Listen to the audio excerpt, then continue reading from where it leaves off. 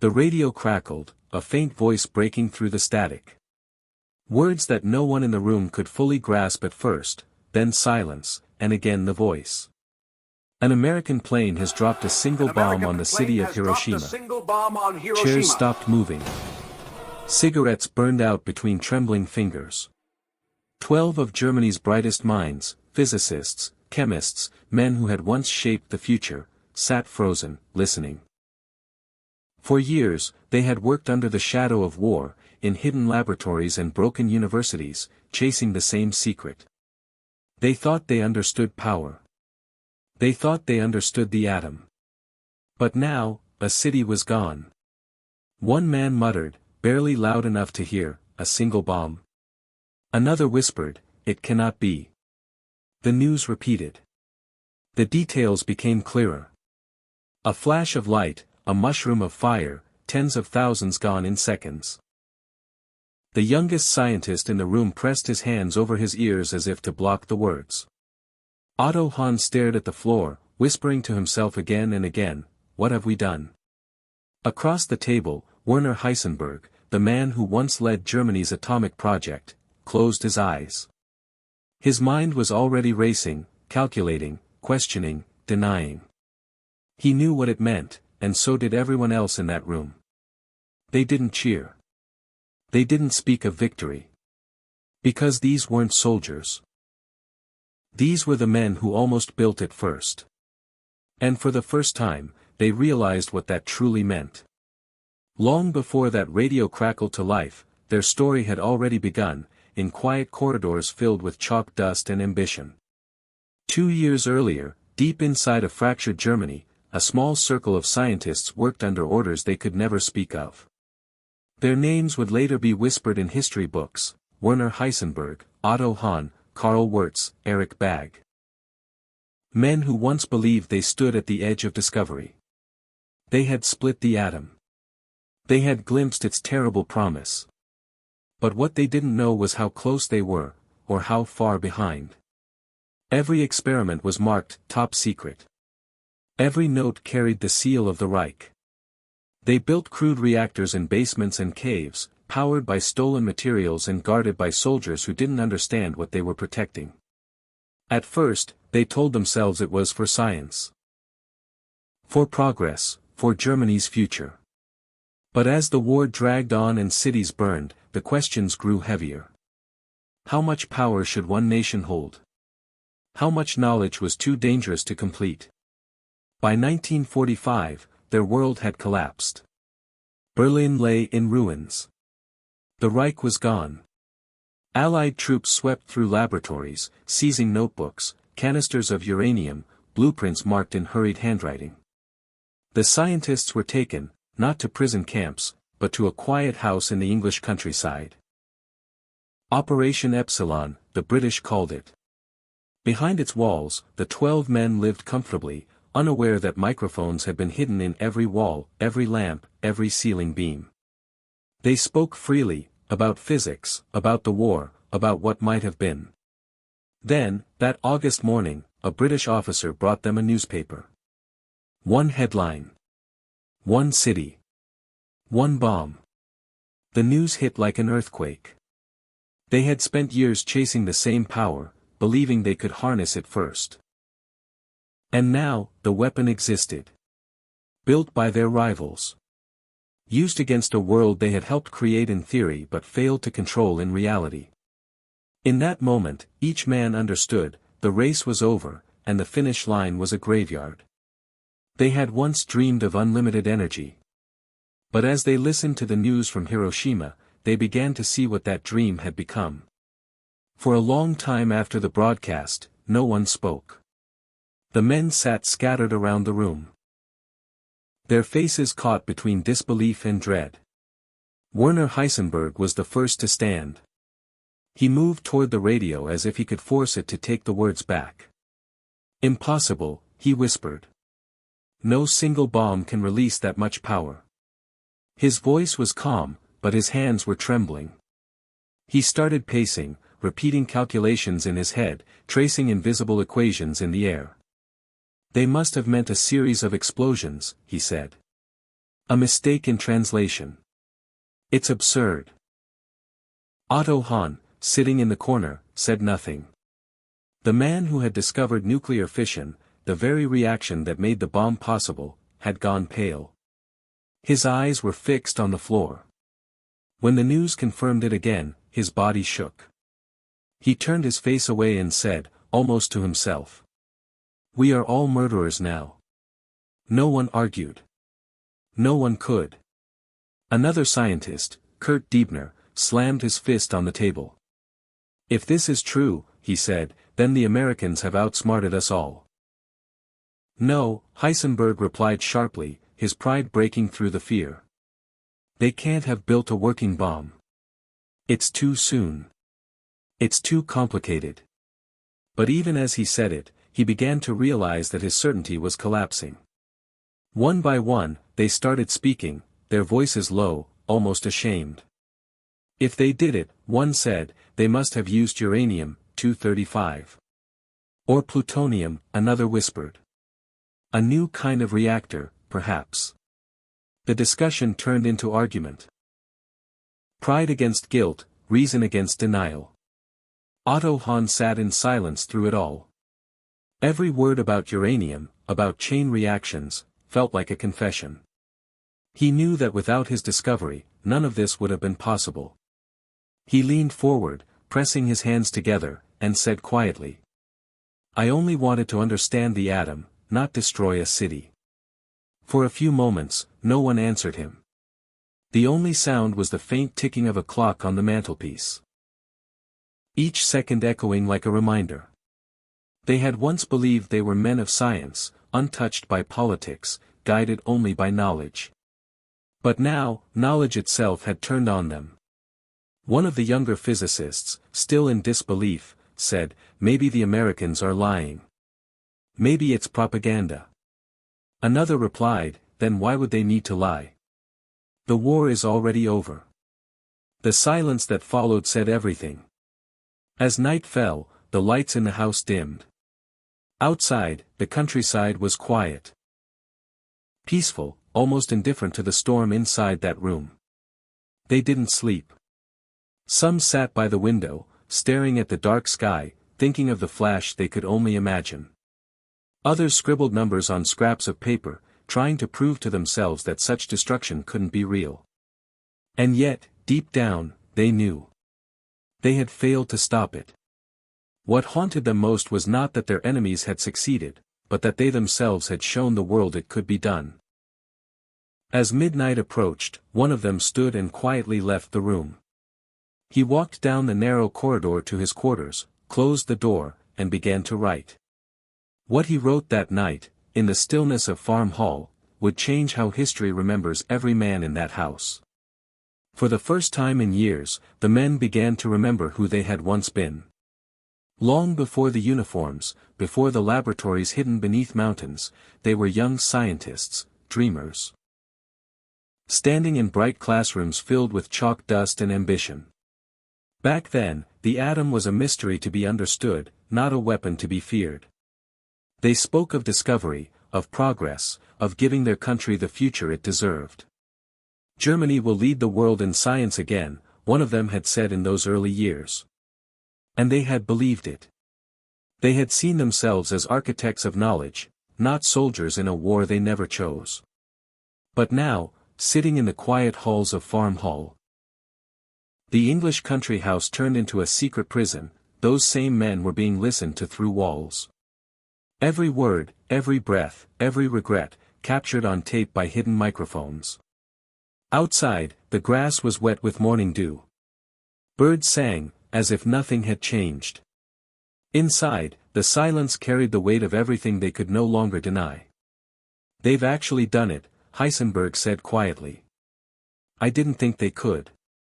Across the table, Otto Hahn looked up, eyes hollow. "I'm glad we didn't succeed," someone murmured. No one replied. The sentence hung in the air like smoke. For years, they had worked under the belief that what they were doing was for their country, for science, for the future. But now, they were forced to face the question none of them wanted to ask. Were they relieved they had failed, or ashamed that they had never tried hard enough. Heisenberg leaned back in his chair, his voice unsteady. "If we had built it first," he said, "the world would have burned." Hahn closed his eyes. "But if we had built it first," he whispered, "perhaps they would not have dared." No one knew which answer was worse. Through the next days, the tapes recorded everything: laughter that wasn't real, conversations that ended in silence, and the long hours when no one spoke at all. They listened to the radio again and again, each time hoping to hear that the news had been wrong. That the bomb had not destroyed an entire city. But every new report confirmed it. Tens of thousands dead. A city erased. And somewhere inside them, a realization took root. The world they had known before the war, of curiosity, of study, of moral certainty, no longer existed. They had unlocked the power of the atom. Others had shown the world what that power could do. Outside, the British officers tending the grounds walked past the windows, unaware of the thoughts running through those men's minds. They could see the fields of England stretching endlessly, green, calm, and peaceful, a cruel contrast to the chaos their discoveries had helped unleash. Some of them prayed. Others tried to work, scribbling equations as if numbers could undo what had been done. But late at night, when the lights were dimmed and the whispers began, the guilt always returned. One of them finally asked, "Do you think the Americans felt the same, when they saw it explode?" Heisenberg didn't answer. He only looked at the floor. Because deep down, he knew, no one ever truly wins the race for the bomb. Only history decides who gets to live with what's left behind. The days after Hiroshima felt endless. Inside Farm Hall, time seemed to stop. The clocks ticked, but no one spoke. Meals went cold on untouched plates. The radio stood in a corner, its voice hollow and distant. Reports came in fragments, words like destruction, radiation, obliteration, each one striking harder than the last. Heisenberg sat at a wooden table, a notebook open before him. His hand trembled as he wrote, equations, numbers, theories. He was trying to understand how the Americans had done it. "They must have used uranium-235, he muttered. "But how much, and how did they separate it?" His voice faded into the quiet. No one answered. Around him, the others watched, some curious, some hollow-eyed, some unable to look at him at all. "We were never that close," whispered Carl Friedrich von Weizsäcker. "We thought it couldn't be done in time." "We were wrong," Heisenberg replied, staring at the pages before him. "They were years ahead of us." Then came August 9th. Another broadcast. Another city. Another unimaginable number of lives gone. Nagasaki. No one moved. The radio crackled in the silence, then went still. Otto Hahn lowered his head into his hands. "This is my fault," he said quietly. "I found fission. I opened the door." One of the younger scientists tried to console him. "You didn't make the bomb." Hahn shook his head. "No. But without me, no one could have." That night, he didn't eat. He didn't speak. When morning came, they found him sitting by the window, pale, his eyes red from tears that refused to stop. He had told another prisoner he wished he were dead. The men took turns watching over him after that, not out of duty, but out of guilt. They all shared it now. The arguments that followed were quiet at first.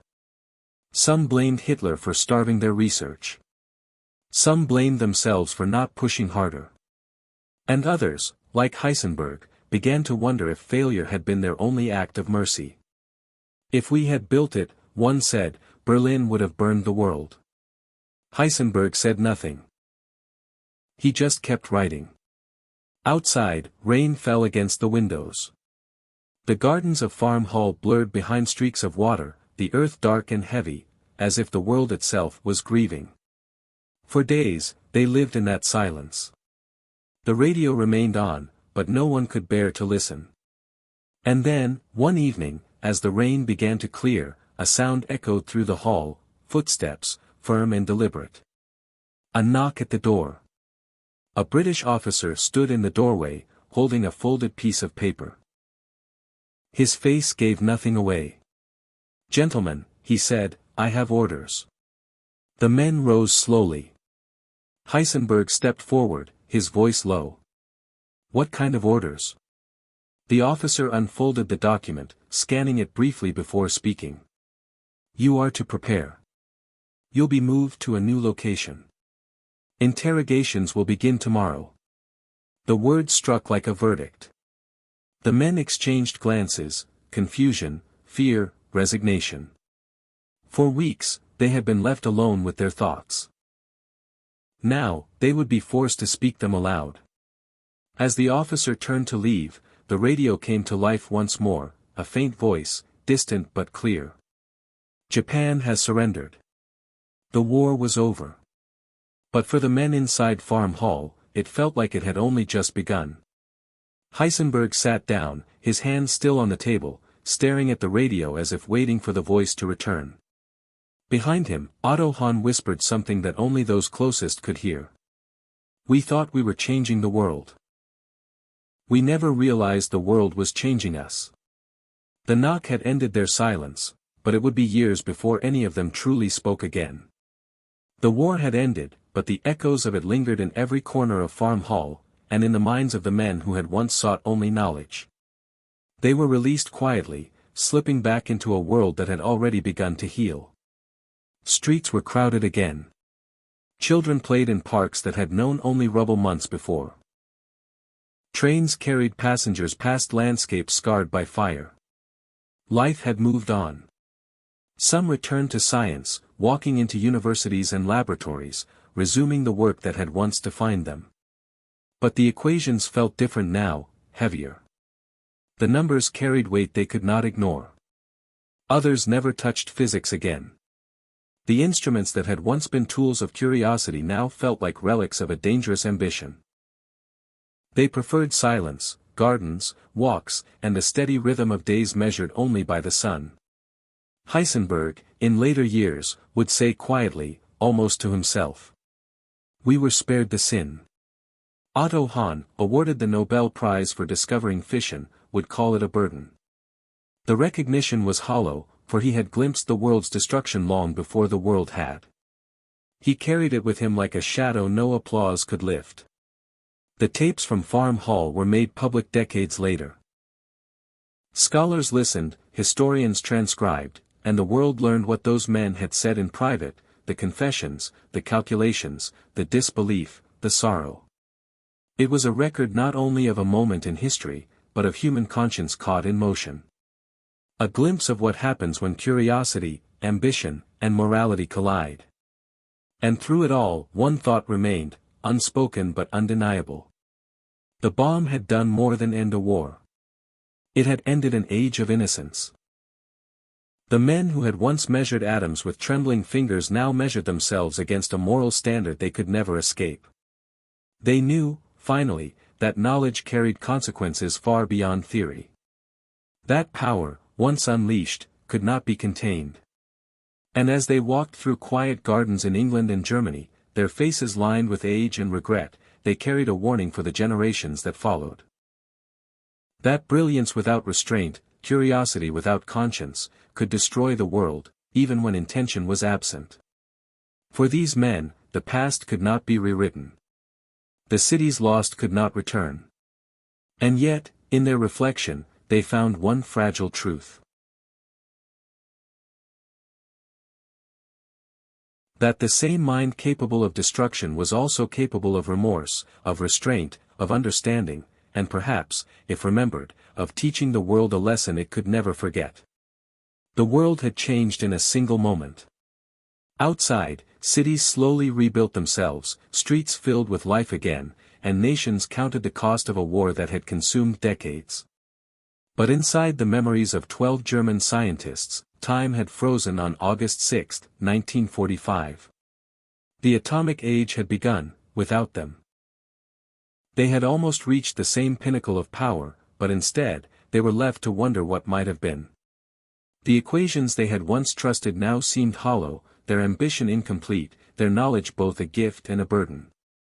For the rest of their lives, they asked the same question, silently, privately, endlessly: what if it had been us? What if their hands had guided the bomb instead of watching it from afar? What if their calculations, their discoveries, their brilliance had been put to the test first? They never found an answer that brought comfort. They only found themselves reflected in the devastation, a mirror of what humanity was capable of, both in genius and in destruction. Perhaps, they thought, history had spared the world from something far worse.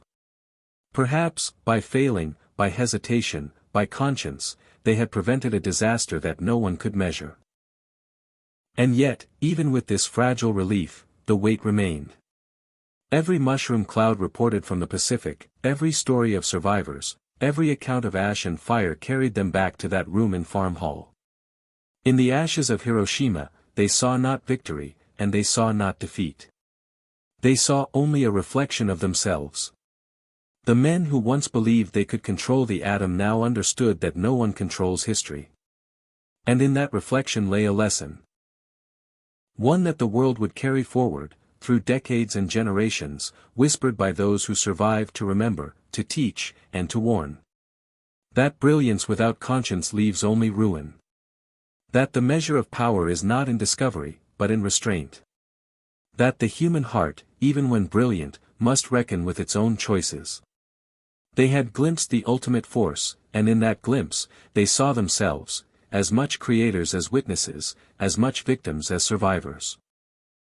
And so, as the sun rose over a world scarred and changed, the question lingered in the air, silent, eternal. What would we do if the power were ours?